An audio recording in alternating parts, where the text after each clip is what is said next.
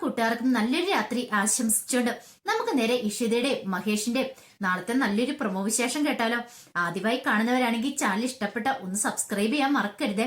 അതോടൊപ്പം തന്നെ കണ്ടുകൊണ്ടിരിക്കുന്ന എല്ലാവരുടെ സപ്പോർട്ടിലേക്കും തുടർന്നും പ്രതീക്ഷിച്ചുകൊണ്ട് നമുക്ക് നേരെ നമ്മുടെ വിശേഷത്തിലേക്ക് അങ്ങോട്ട് പോയാലോ. അങ്ങനെ ഇന്നത്തെ വിശേഷം നമ്മൾ കണ്ടു. വീട്ടിലേക്ക് വന്നു കഴിയുമ്പോൾ ഇഷിതയ്ക്ക് വല്ലാത്തൊരു സങ്കടമാണ്. കാരണം ചിപ്പിമോളെ കാണാൻ പറ്റിയിട്ടില്ല. കാരണം വൈകുന്നേരം കണ്ടാണ്. പിന്നെ എല്ലാ ദിവസവും വൈകുന്നേരം വീട്ടിൽ വന്നു കഴിയുമ്പോഴത്തേനും ചിപ്പിമോള് വരുന്നതാണ്.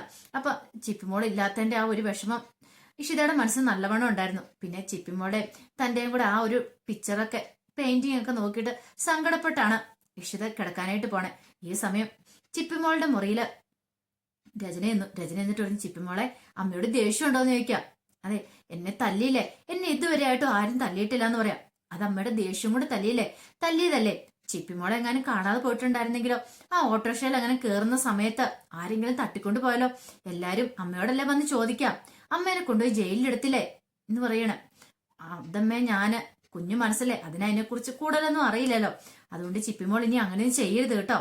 ചിപ്പിമോൾക്ക് ചിപ്പിമോളുടെ അച്ഛനെ അടുത്ത് പോണം, അതല്ലേ അമ്മ കൊണ്ടാവും, ഒരു ദിവസം കൊണ്ടാവും. പക്ഷെ ഒരു കാര്യമുണ്ട്, ഇത്രയും നാളും മോള് നിന്ന് ആരുടെ അടുത്താ? മോളുടെ ഡാഡിയുടെ അടുത്തല്ലേ. ഇനിയിപ്പോ കുറച്ചു ദിവസം മോള് എന്റെ കൂടെ നിക്ക്, എന്റെ അമ്മയുടെ കൂടെ നിക്ക്. അമ്മയ്ക്ക് ആഗ്രഹമില്ലേ ചിപ്പിമോളെ കൊഞ്ചിക്കണമെന്നും ഒക്കെ ഒത്തിരി ആഗ്രഹമില്ലേന്ന് ചോദിക്കും. അതെ, എനിക്ക് ഇവിടെ നിൽക്കാൻ ഇഷ്ടമില്ല, എനിക്കൊരു ഡാഡിയുടെ അടുത്ത് നിൽക്കാനേ ഇഷ്ടം. അതെന്താ അങ്ങനെ പറഞ്ഞ്? ഡാഡിയുടെ അടുത്താനും കുഴപ്പമില്ല, അച്ഛമ്മയുണ്ട്, അച്ഛച്ചനുണ്ട്, പിന്നെ ഇപ്പുറത്തെ എന്റെ ഫ്രണ്ട് ഉണ്ട്, എനിക്ക് ഫ്രണ്ടിനെ കാണാൻ സംസാരിക്കാം. അതെ, ഇവിടെ മോളുടെ ഫ്രണ്ടും ഡാഡിയും മമ്മി എല്ലാം ഇനി ഞാൻ തന്നെയാ. മോള് കുറച്ച് ദിവസത്തേന് ഞാൻ പറയുന്ന അനുസരിക്കില്ലേന്ന് ചോദിക്കാം. കുറച്ച് ദിവസം കഴിയുമ്പോ എന്താണെങ്കിലും മോളുടെ ഡാഡിയുടെ അടുത്ത് എത്തിക്കാന്ന് പറയണം. പ്രോമിസ് എന്നാ പ്രോമിസ് ആയിരിക്കണം, പ്രോമിസ് ആയിട്ടുള്ള കാര്യം കൊണ്ടുവിടാം. പക്ഷെ അതുവരെ മോള് അമ്മയോട് നിൽക്കുമെന്ന് ചോദിക്കും. പക്ഷെ ഒരു കാര്യമുണ്ട്, നാളെ മോളുടെ ഡാഡീനെ മോള് കാണും. അപ്പൊ നാളെ കണ്ടു കഴിയുമ്പോ മോള് പറയരുത് ഡാഡിയുടെ കൂടെ പോണെന്ന് മോള് പറയുമെന്ന് ചോദിക്കും. അത് പിന്നെ ഞാന് കണ്ടിട്ടുണ്ട്, എനിക്ക് എന്റെ ഡാഡിയുടെ പോണെന്ന് പറയാം. അങ്ങനെ പറയരുത്, പോണോന്ന് ചോദിച്ചാലും മോള് പോണെന്ന് പറയരുത്. അങ്ങനെ പോയിട്ടുണ്ടെങ്കിൽ മോൾക്ക് പിന്നെ അമ്മേനെ കാണാനായിട്ട് വരാൻ പറ്റില്ലെന്ന് പറയാം. എനിക്ക് അമ്മേനെ കണ്ട, എനിക്ക് എന്റെ ഡാഡീനെ അടുത്ത് മാത്രം മതി എന്ന് പറയാം. അതങ്ങനെ ശരിയാവും. അപ്പൊ അമ്മയ്ക്ക് വിഷമാവൂലേ? നാളെ പോയിട്ടുണ്ടെങ്കിൽ മോൾക്ക് സ്ഥിരമായിട്ട് ഡാഡി അടുത്ത് നിൽക്കാൻ പറ്റില്ല, വേറൊരു ദിവസം കൊണ്ടുപോകാം. അങ്ങനെ വേറൊരു ദിവസം കൊണ്ടുപോകുന്ന സമയത്താണെങ്കിൽ പിന്നെ ഒത്തിരി നാളെ മോളുടെ ഡാഡിയുടെ അടുത്ത് നിൽക്കാം എന്നൊക്കെ പറഞ്ഞ് കുഞ്ഞിനെ പറഞ്ഞും കൂടെ പറ്റിക്കുകയാണ്. ചിപ്പിമോൾക്കാണ് ആകെപ്പാടെ കൺഫ്യൂഷനായി. പിന്നീട് പറഞ്ഞു, അതെ അറിയാലോ, മോളില്ലാതെ അമ്മയ്ക്ക് ജീവിക്കാൻ പറ്റില്ല. അതെ, ഇന്ന് തല്ലിയാനൊക്കെ ഒത്തിരി സോറി കേട്ടോ. അങ്ങനെ സോറിയൊക്കെ പറഞ്ഞ് ചിപ്പിമോളെ ഒന്ന് അണിനേപ്പിച്ച് തന്നോടൊപ്പം ചേർക്കാൻ ശ്രമിക്കുക. നാളെ കോടതിയിലേക്ക് പോകും. അങ്ങനെ ചെന്ന് കഴിയുമ്പോൾ ചിപ്പിമോളെയും കൂടെ കൊണ്ടുവരണം. അപ്പൊ ഒരു കാരണവശാലും ചിപ്പിമോള് അവളുടെ ഡാഡിയുടെ പോണെന്ന് പറഞ്ഞ് വാശി പിടിക്കരുത്. അങ്ങനെ വാശി പിടിച്ചിട്ടുണ്ടെങ്കിൽ തന്റെ ആകാശിന്റെ എല്ലാ കള്ളത്തരങ്ങളും പൊളിയും.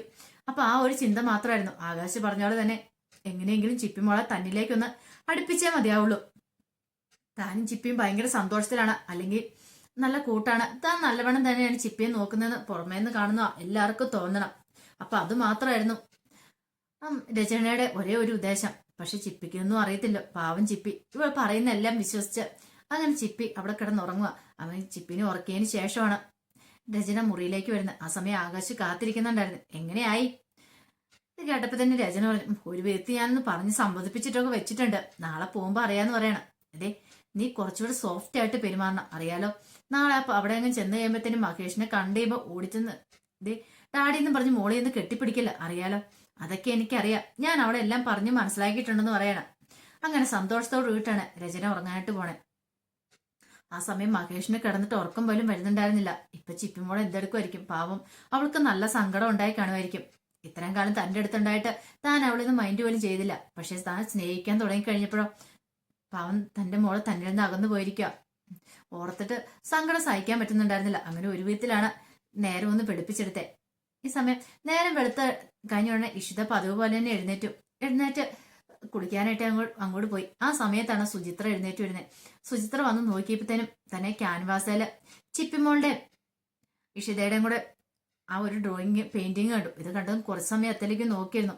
എത്ര മനോഹരമായിട്ടാ ഇഷിതേച്ചി വരച്ചു വെച്ചിരിക്കുന്നത്. അത് വരച്ചതല്ല, അതിന് ജീവനുള്ള പോലെയാണ് സുചിത്രയ്ക്ക് തോന്നുന്നത്. അപ്പോഴേക്കും കുളി കഴിഞ്ഞിട്ട് ഇഷിത അങ്ങോട്ട് വന്നു. അപ്പൊ സുചിത്ര അത്തേലേക്ക് തന്നെ നോക്കിക്കുന്നുണ്ട്. എന്താ എങ്ങനെ നോട്ടെന്ന് വെക്കണം? ഞാൻ നോക്കുമായിരുന്നു, എന്ത് ഭംഗിയാ ഇത് കാണായിരുന്നു. അല്ല ഇഷിതേച്ചിക്ക് സത്യമായിട്ട് ഈ കുഞ്ഞിനോട് എന്താ പ്രണയമാണോ അതോ ഒരു സ്നേഹബന്ധമാണ്, എന്തടുപ്പാ ചിപ്പിമോളുമായിട്ടെന്ന് ചോദിക്കാം. ഇത് കേട്ട് കഴിഞ്ഞപ്പം ഇഷിത പറഞ്ഞു, അത് എനിക്കത് പറയാൻ അറിയത്തില്ല. പറഞ്ഞിട്ടില്ലേ, ഇഷ്ടത്തിനും അപ്പുറം വേറൊരു ഇഷ്ടം. അതിപ്പോ എന്റെ നെഞ്ചില് എത്രമാത്രം ആഴത്തില് അവള് പതിഞ്ഞിട്ടുണ്ടെന്ന് എനിക്ക് പറയാൻ പറ്റില്ല. അതാ ചിത്രത്തിൽ നോക്കിയാൽ തന്നെ നിനക്ക് അറിയാൻ പാടില്ലെന്ന് ചോദിക്കും. ഇത് കേട്ട് സുചിത്ര പറഞ്ഞു, അത് ശരിയാ, ഈ ചിത്രം കണ്ടാൽ തന്നെ അറിയാം. ചേച്ചി അതിന് ജീവൻ കൊടുത്ത പോലെയുണ്ട്. അത്രയ്ക്ക് ഇതായിട്ടല്ലേ ചേച്ചി വരച്ചു വെച്ചിരിക്കുന്നത്. കാരണം ചേച്ചിയുടെ മനസ്സിൽ എത്രമാത്രം ആഴത്തി പതിഞ്ഞിട്ടുണ്ടെന്ന് ഈ ചിത്രത്തിലേക്ക് നോക്കിയറിയാം. ചിപ്പിമോളുടെ രൂപം അത്രമാത്രം ചേച്ചി മനസ്സിൽ കൊത്തി വെച്ചിരിക്കുക അല്ലേന്ന് ചോദിക്കാം. അതങ്ങനെയാ, കാരണം എന്റെ ജീവന ഇപ്പൊ അവളെ പിരിഞ്ഞിരിക്കുന്ന ഓരോ നിമിഷവും എനിക്ക് പെട്ടെന്ന് സ്വന്തം കുഞ്ഞിനെ പിരിഞ്ഞിരിക്കുന്ന അതേ ഒരു മാനസികാവസ്ഥയാന്ന് പറയാം. ഒരു പക്ഷെ ഞാൻ പ്രസവിച്ചിട്ടില്ല, പക്ഷെ പ്രസവിക്കണമെന്നില്ല ഒരു കുഞ്ഞിനെ അമ്മയാവാനായിട്ട്. ഇപ്പൊ തന്നെ കണ്ടില്ലേ, ശരിക്കും പറഞ്ഞാല് എന്റെ കുഞ്ഞാണ് ചിപ്പി, എനിക്ക് അതുപോലെ തോന്നുന്നേന്ന് പറയാണ്. ഇത് കേട്ട് ഞാൻ പറഞ്ഞു, ഇനി പറഞ്ഞിട്ട് കാര്യമില്ല, അവനെ കൊണ്ടുപോയില്ലേ, രചന കൊണ്ടുപോയില്ലെന്ന് ചോദിക്കാം. ഇനിയിപ്പോ ഇഷിതന് ഇനിയിപ്പോ ഡോക്ടർ ഇഷിതയ്ക്ക് ചിപ്പിമോളെ തിരിച്ചു കിട്ടുമെന്ന് പോലെ സംശയം എന്ന് പറയണേ. ഇത് കേട്ട് കഴിഞ്ഞപ്പോഴത്തേനും ഇഷിത പറഞ്ഞു, അവളെ കൊണ്ടുവരും, ഞാൻ എന്ത് റിസ്ക് എടുത്താലും ഞാൻ കൊണ്ടുവരും. അതിന് കോടതി അതിനെ വിട്ടിട്ട് വേണ്ടേന്ന് ചോദിക്കുക. ഇനിയിപ്പോ മഹേഷ് സാർ ഇനിയിപ്പോ കുഞ്ഞിന് വേണ്ടി കിടന്ന് വാദിച്ചാലും കോടതി വിടുവോന്ന് എനിക്ക് തോന്നില്ല. കാരണം അങ്ങനത്തെ പ്രസ്താവനയല്ലേ ചേച്ചി നടത്തിയിരിക്കുന്നു ചോദിക്കാം. അത് കുഴപ്പമില്ല, ഞാനല്ല എല്ലാത്തിനും കാരണക്കാരി. അങ്ങനെയാണെങ്കിൽ എന്ത് റിസ്ക് എടുത്താണെങ്കിലും ഞാൻ അവളെ തിരികെ ഇങ്ങോട്ട് കൂട്ടിക്കൊണ്ട് വന്നിരിക്കുമെന്ന് പറയണം. പിന്നീട് പ്രിയാമണിയും പ്രഭുദേവൻ കൂടെ സംസാരിച്ചുകൊണ്ടിരിക്കുന്ന സമയത്താണ് കോളിംഗ് ബെല്ലടിച്ച്. ആരായിരിക്കും ഈ സമയത്തെന്ന് ഓർത്തോണ്ട് പോയി കഥവ് തുറന്നു നോക്കുമ്പോഴത്തേനും സൂരജുമോനെ, മോനോ നീ തന്നെയാണോ വന്നേന്ന് ചോദിക്കണം. തന്നെയല്ലാന്ന് പറയണേ. പിന്നെയോ? അപ്പത്തേനും ആഷിത അങ്ങോട്ട് കയറി വന്ന് പ്രിയാമണിയുടെ കണ്ണു പൊത്തുവാണ്. പെട്ടെന്ന് പ്രിയാമണിക്ക് മനസ്സിലായ ആഷിതയാണ്. എനിക്കറിയാൻ മേലെ നിന്നെ, ഇങ്ങോട്ട് വാടിയെന്ന് പറഞ്ഞുകൊണ്ട് ചേർത്ത് പിടിക്കുകയാണ് ആഷിതനെ. ആഷിതയ്ക്ക് എന്തെന്നില്ലാത്ത സന്തോഷം. സ്വന്തം വീട്ടിൽ വന്നു കഴിയുമ്പം അത് ഒരു പ്രത്യേക സന്തോഷം തന്നെയാണല്ലോ. പെട്ടെന്ന് സൂരജ്മാൻ ഓടിച്ചെന്ന് പ്രഭുദേവ മാഷിനെ കെട്ടിപ്പിടിക്കുകയാണ്. ദേ മാഷ് അപ്പൂപ്പാന്നൊക്കെ പറഞ്ഞോണ്ട്, ദേ അപ്പൂപ്പന്റെ കൊച്ചുമോൻ ഇങ്ങോട്ട് വന്നേന്ന് പറഞ്ഞ് അതിനെ ചേർത്ത് പിടിക്കുകയാണ്. ആഷിത ചോദിച്ചു, അല്ല ഇഷു എന്തിയെ? ദേ അവള് മുറിയിലുണ്ട്, ഇതിനായിട്ട് ഇങ്ങോട്ട് വന്നിട്ടില്ല എന്ന് പറയണേ. എങ്ങനെയുണ്ടമ്മ ഇപ്പൊ ഇഷുവിന്? അതുപോലെയൊക്കെ തന്നെ, അധികം സംസാരമില്ല, ഒന്നുമില്ല. നമ്മൾ ചോദിച്ചാൽ എന്തെങ്കിലും മാത്രം മറുപടി ഉണ്ട്. അവൾ എന്താ ഇങ്ങനെയായി പോയെന്ന് എനിക്ക് വല്ലാത്ത സംശയം തോന്നുന്നുണ്ട്. കാരണം എപ്പോ നോക്കിയാലും അവൾക്കൊരു ചിന്ത മാത്രമേ ഉള്ളൂ. വീട്ടിലേക്ക് വന്നു കയറിയിട്ടുണ്ടെങ്കിൽ അവൾ ആ മുറിയിലേക്ക് പോകും, പിന്നെ അവിടെ ഇങ്ങനെ ഇരിക്കുന്നതാണ്. പണ്ടത്തെ പോലത്തെ ആ സംസാരം ചിരിയോ കളിയോ ഒന്നും ഇല്ലെന്ന് പറയാണ്. ഇത് കേട്ട് കഴിഞ്ഞപ്പോ ആഷിത് പറഞ്ഞു, അവളെ അത്രമാത്രം ചിപ്പിമോള് സ്വാധീനിച്ചെന്ന് തോന്നി, അതായിരിക്കും എന്ന് പറയണേ. എന്നാലും ഇങ്ങനെയുണ്ടോ എന്ന് പറയണേ. പെട്ടെന്ന് സൂരജമാൻ അകത്തേക്ക് അങ്ങോട്ട് ഓടി ചെല്ലുവാണ്. ചിറ്റയെന്നും വിളിച്ചോണ്ട് കെട്ടിപ്പിടിക്കുവാണ്. ഇഷിതേനെ ചെന്നിട്ട് ഇഷിതയ്ക്കും സുചിത്രയ്ക്കും ഒക്കെ ഭയങ്കര സന്തോഷമായി. സൂരജമാൻ അങ്ങോട്ട് വന്നേ, ആ ചിറ്റെ ഞാനിനി 2-3 ദിവസം അവിടെ കാണും കേട്ടോ എന്ന് പറയണം. 2-3 ദിവസം കാണും? അതേനെ, എനിക്ക് വെക്കേഷനാ, ഞാനേ അച്ഛമ്മേനെ കൊണ്ട് സമ്മതിപ്പിച്ചിട്ട് എങ്ങോട്ട് വന്നേന്ന് പറയണം. ആഹാ കൊള്ളാലോ. അപ്പോഴേക്കും അങ്ങോട്ട് ആഷിതയും കൂടെ കയറി വന്നു. ആഷിതനെ കണ്ടതും ഇഷിത പോയി കെട്ടിപ്പിടിക്കാൻ. ഓ ഇപ്പോഴെങ്കിലും ഇങ്ങോട്ടൊന്നും വരാൻ തോന്നിയില്ലെന്ന് പറയാം. ആഹാ, അപ്പൊ നിനക്കാണെ ഫോൺ വിളിക്കാൻ പോലും സമയമില്ലോ എന്ന് ആഷിത പറയണം. അത് പിന്നെ ചേച്ചി ഞാൻ കുറച്ച് തിരക്കുകളും കാര്യങ്ങളും. മനസ്സിലായി, നിന്റെ തിരക്കുകളും കാര്യങ്ങളൊക്കെ മനസ്സിലായെന്ന് പറയാണ്. അപ്പോഴാണ് അവിടുത്തെ ആ പെയിന്റിംഗ് ഉണ്ട്, ഇഷിതയുടെയും ചിപ്പിമോളയും കൂടെ. അത് ക്യാൻവാസിൽ അത് കണ്ടു പറഞ്ഞു, ആഹാ കൊള്ളാലോ, അപ്പൊ പുതിയ കലാസൃഷ്ടി അല്ലേന്ന് ചോദിക്കുകയാണ്. എന്താണെങ്കിലും നിന്റെ കഴിവിനെ ഞാൻ സമ്മതിച്ചു തന്നിരിക്കുന്നു, നിനക്ക് എങ്ങനെ ഇതൊക്കെ സാധിക്കുന്നു എന്റെ ഇഷു എന്ന് ചോദിക്കുകയാണ്. ഇത് കേട്ട് കഴിഞ്ഞപ്പോഴത്തേനും ഇഷിത പറഞ്ഞു, ഇതെന്റെ ജീവനല്ലേന്ന് ചോദിക്കണം. സൂരജമോൻ പറഞ്ഞു, ആ കൊള്ളാലോ, നല്ല ഭംഗിയുണ്ടല്ലോ ഈ കുട്ടീനെ കാണാനെന്ന് പറയാണ്. സൂരജനോട്, ഇതാണ് ചിപ്പിമോള്, സൂരജമോൻ അറിയത്തില്ലെന്ന് ചോദിക്കാം. അങ്ങനെ അറിയില്ല, ഞാൻ കേട്ടിട്ടുണ്ടെന്ന് പറയാണ്. പിന്നീട് സൂര്യമാൻ ആ പിക്ചറൊക്കെ പോയി, ആ ഡ്രോയിങ് ഒക്കെ പോയി നോക്കി നിൽക്കുകയാണ്. അല്ല എന്തിയെ എന്നാ അമ്മായിമ്മ വിട്ടോന്ന് ചോദിക്കുകയാണ്. അതോ ഇനിയിപ്പോ എന്തെങ്കിലും വഴക്കുണ്ടാക്കി ഇങ്ങോട്ട് വന്നാണ്? എവിടെന്ന്? ഞങ്ങൾ ഇങ്ങോട്ട് ഇങ്ങനെ വിടുമെന്ന് തോന്നുന്നുണ്ടോ? അതേ വന്നിട്ടുണ്ടെന്ന് പറയാം. ആരായിരിക്കും വന്നിരിക്കുന്നേ? അമ്മായിമ്മ തന്നെ വന്നിട്ടുണ്ടെന്ന് പറയണേ. ആ സമയത്താണ് അങ്ങോട്ട് മനസ്സിനെ കയറി വരുന്നത്. കാരണം ഇവരോടൊപ്പം മനസ്സിനെയും കൂടെ വന്നിട്ടുണ്ടായിരുന്നു. അങ്ങനെ മനസ്സിനെ വന്നിട്ട് പ്രിയാമണിയോട് ഒക്കെ സംസാരിച്ചിട്ട് നേരെ ഇഷിതയുടെ മുറിയിലേക്ക് അങ്ങോട്ട് കയറി വരുവാണ്. അങ്ങനെ വന്നിട്ട് അവിടെ ഇങ്ങനെ ആകപ്പാടെ ഒന്ന് നോക്കുവാണ്. ഇഷിത അത് മൈൻഡ് വെച്ച് ചെയ്യാൻ നിൽക്കുവാണ്. കാരണം അവര് എന്തേലും തന്നെ ചൊറിയെന്നുള്ള കാര്യം ഇഷിതയ്ക്ക് നന്നായിട്ട് അറിയായിരുന്നു. കാരണം തന്നെ കുറ്റം പറയാൻ വേണ്ടി മാത്രമാണല്ലോ അവര് വാതിറക്കുന്നത്. അതിന് ശേഷമാണ് ആ ക്യാൻവാസിലുള്ള പെയിന്റിംഗ് ആണെന്ന്. ഇത് കണ്ടു കഴിഞ്ഞപ്പോഴത്തേനും പറഞ്ഞു, ആഹാ കൊള്ളാലോ, ഇനിയിപ്പൊ നിനക്ക് ഇങ്ങനെ പെയിന്റിംഗ് ഒക്കെ വരച്ചോണ്ടിരിക്കാനല്ലേ പറ്റുള്ളൂ, അല്ലാതെ ഇതൊന്നും ജീവിതത്തിൽ നടക്കാൻ പോകുന്ന കാര്യമല്ലോ എന്ന് പറയണം. ഇത് കേട്ടതും ആഷ്ടി പറഞ്ഞു, അമ്മ എന്തൊക്കെയാ പറയണെന്ന് ചോദിക്കും. ഞാൻ പറഞ്ഞാൽ എന്താ തെറ്റിരിക്കുന്നേ? ഇവൾക്കിനി ഒരിക്കലും അമ്മയാൻ പറ്റത്തില്ലോ. അപ്പൊ അവൾക്കിനി ഇപ്പൊ ഓരോ ഇങ്ങനെ കുഞ്ഞുങ്ങളുടെ പടമൊക്കെ വരച്ചോണ്ടിരിക്കാനല്ലേ പറ്റുള്ളൂ എന്ന് ചോദിക്കുകയാണ്. ഇത് കേട്ടതപ്പന് ഇഷിത പറഞ്ഞു, അതെ ഒരു കുഞ്ഞിന്റെ അമ്മയാവണമെങ്കിൽ പ്രസവിക്കണമെന്നൊന്നും ഇല്ലാന്ന് പറയാം. ഓ അങ്ങനെയാണോ? അതെനിക്ക് പുതിയ അറിവാണല്ലോ. ഇത് കേട്ട് ഞാൻ ഇഷിതയ്ക്ക് നല്ല ദേഷ്യം വന്നു. പെട്ടെന്ന് ഇഷിതേനെ ഇങ്ങനെ തോണ്ടുവാണ്. ഇഷിത ആ കുറെ സമയമൊന്നും മിണ്ടായിരുന്നു. പിന്നീട് ഓരോന്ന് പറഞ്ഞ് ഇങ്ങനെ മനസ്സിനെ കുറ്റപ്പെടുത്തിക്കൊണ്ടിരിക്കുകയാണ്. അവസാനം പറഞ്ഞു, എന്റെ മോനെ ചതിക്കാൻ നോക്കിയോളല്ലേ നീ.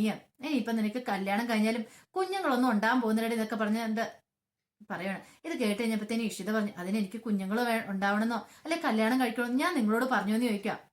അതെ, എനിക്ക് കല്യാണം കഴിക്കണമെന്നും ആഗ്രഹമില്ല, കുഞ്ഞുങ്ങൾ ഉണ്ടാവണമെന്ന് ആഗ്രഹമില്ല എന്ന് പറയാണ്. ഇത് കേട്ട് ഞാൻ മനസ്സിന് പറഞ്ഞു, ഇനിയിപ്പൊ അതല്ലേ പറയാൻ പറ്റുള്ളൂ, കാരണം ഉണ്ടാവില്ലെന്ന് അറിയാവുന്നോണ്ടല്ലേ. പിന്നെ നീ കൂടുതലൊന്നും ആള് കളിക്കണ്ട.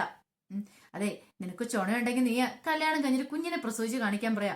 ഇത് കേട്ടത് ഇഷിതയ്ക്ക് നല്ല ദേഷ്യം വന്നു. ആഷിതയ്ക്കാണെങ്കിൽ സമനില ഇട്ടുന്ന പോലെ തോന്നി. പക്ഷെ എന്ത് ചെയ്യാൻ പറ്റും, അമ്മായിമേലെ. പെട്ടെന്ന് സുചിത്ര ഇഷിതയോട് പറഞ്ഞു, എന്തേ ചേച്ചി ഇങ്ങോട്ട് വന്നേന്ന് പറഞ്ഞാൽ കയ്യെ പിടിച്ച് വലിച്ച് അങ്ങോട്ട് പുറത്തേക്ക് കൊണ്ടുപോകണം. എന്റെ ചേച്ചി അവരങ്ങനെ എന്തേലും പറഞ്ഞു നോർത്തോണ്ട് ചേച്ചി എന്തിനാ അതിനൊക്കെ മോൻ കൊടുക്കേണ്ട കാര്യമുണ്ടോ എന്ന് ചോദിക്കണം. എന്നാലും എനിക്ക് രണ്ടെണ്ണം അവരോട് പറയാതെ ഒരു സമാധാനം വരുന്നില്ലെന്ന് പറയാം. ചേച്ചി തൽക്കാലത്തേക്കൊന്നും മിണ്ടാൻ പോണ്ട, അവരുടെ സ്വഭാവം അറിയാവുന്നല്ലേന്ന് ചോദിക്കുകയാണ്. ആഷിത എന്നിട്ട് ചോദിച്ചു, അമ്മ എന്ത് വർത്താനമ്മ പറഞ്ഞേ.